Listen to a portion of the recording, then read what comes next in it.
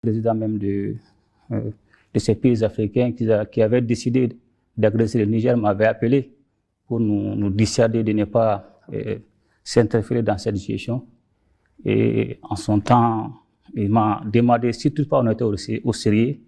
Et je lui ai répondu, si nous ne sommes pas au sérieux et tenté d'agresser le Niger, et vous allez voir la suite.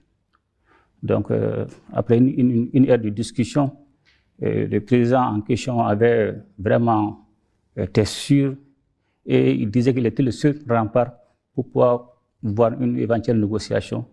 Mais il disait que la décision d'agresser le Niger était déjà validée.